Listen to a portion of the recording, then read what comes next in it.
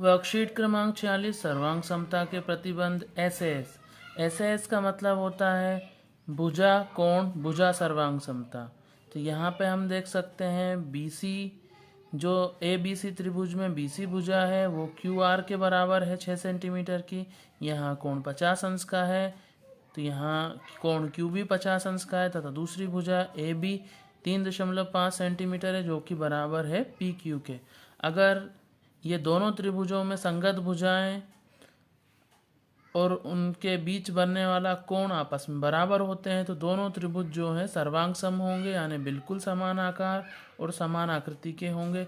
और प्रतिबंध होगा भुजा कोण भुजा। जैसा हम देख सकते हैं ये भुजा, ये कोण और ये भुजा, भुजा कोण और भुजा के बराबर है। तो सर्वांग समता प्रतिबंध के अनुसार कोण ए बी सी सर्वांग सम होगा कोण पी क्यू आर के, जिसे इस प्रकार के चिन्ह के द्वारा हम दर्शा देंगे। चांदे और प्रकार की सहायता से हम दिए गए त्रिभुज ए बी सी के सर्वांग सम त्रिभुज का यहाँ पे बना लेंगे।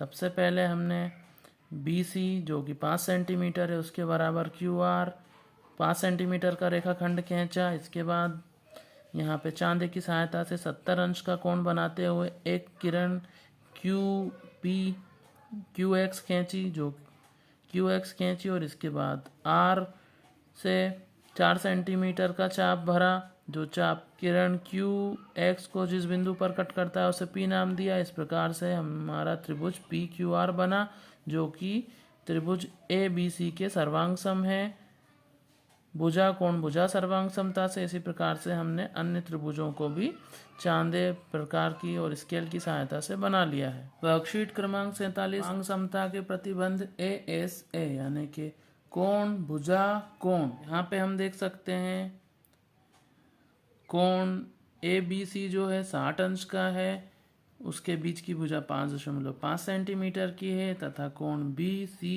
ए 50 अंश का है जो कि त्रिभुज पी क्यू आर में संगत भुजा और कोणों के बराबर है। इसलिए ये दोनों त्रिभुज कोण भुजा कोण सर्वांग समता जिसे ए से भी कहा जाता है उसके अनुसार सर्वांग सम होंगे, यानी बिल्कुल एक जैसे होंगे।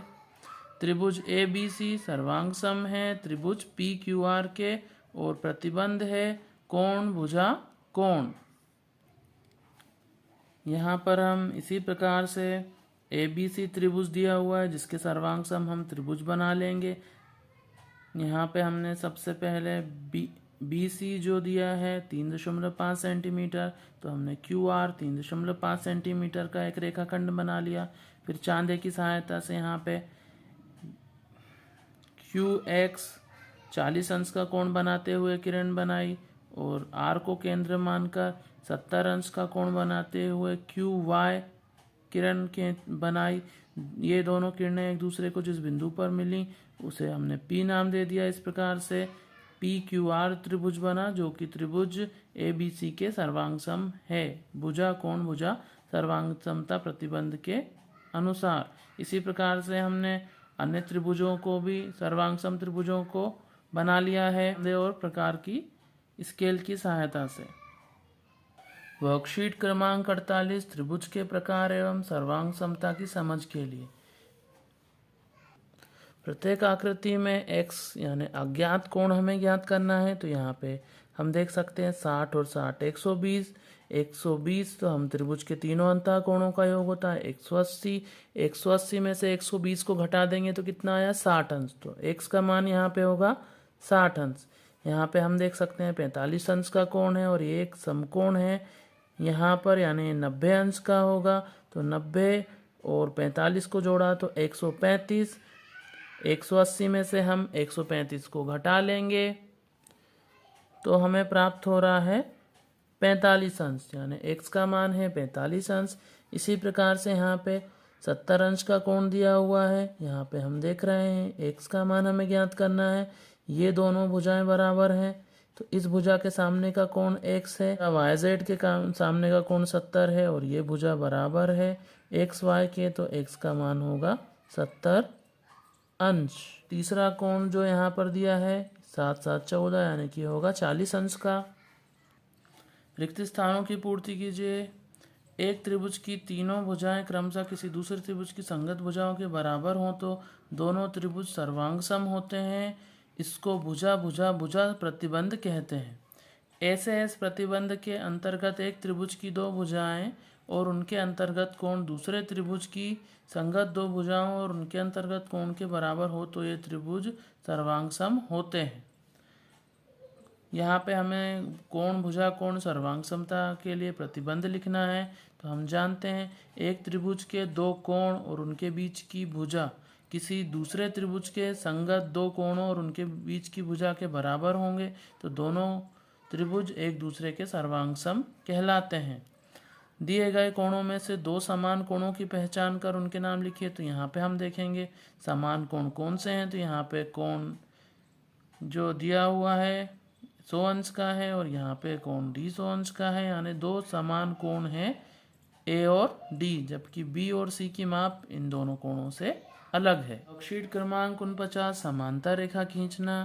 तो यहाँ पे हमें एक दी गई रेखा के समांतर रेखा किस प्रकार से खींची जाती है वो बताया गया है। तो आप इसे ध्यान से देखें और सीखें। सबसे पहले हमें एक रेखा एल बनानी है और उसके बाहर एक बिंदु ले लेना है, कोई भी बिंदु ले सकते हैं। अब रेखा एल पर बिंदु बी लेना है और इन दोनों को मिला देना है। अब यहाँ पे कोई भी चाप लेकर हमें काटना है और उस चाप को दिए गए नियम के अनुसार ध्यान रखना है। इसी प्रकार से हम चरण 3 चरण 4 के अनुसार बना लेंगे।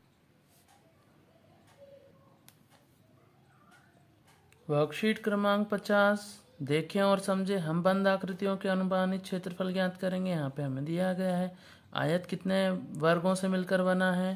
तो यहाँ पे हम गिन सकते हैं 3 और ऐसे में 5, यानी 5 या 15 वर्ग।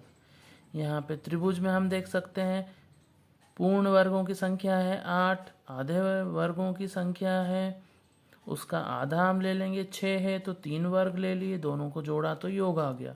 इसी प्रकार से हम इस आकृति में भी देखें पूरे जो वर्ग हैं वो हैं 16, आधे वर्गों की संख्या है 4, एक वर्ग का क्षेत्रफल 1 वर्ग इकाई है और आधे वर्ग का क्षेत्रफल आधा वर्ग, यानी 2 आधे वर्ग मिलकर 1 वर्ग के बराबर होंगे।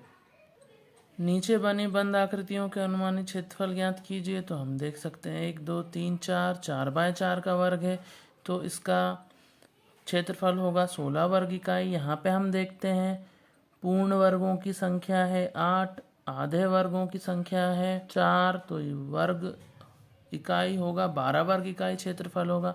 इसी प्रकार से पूर्ण वर्ग हैं इसमें 12 और आधे वर्ग हैं 6, तो 6 का आधा हुआ 3 वर्ग इकाई, तो 12 और 3 15 वर्ग इकाई। इसी प्रकार से हम अन्य आकृतियों के क्षेत्रफल भी निकाल लेंगे वर्ग इकाई में। क्षेत्रफल मतलब होता है जैसे ये बंद आकृति दी हुई है तो इस आकृति के अंदर इसने कितनी जगह घेर रखी है, वो किसी भी आकृति के द्वारा घेरा गया स्थान उसका कहलाता है क्षेत्रफल।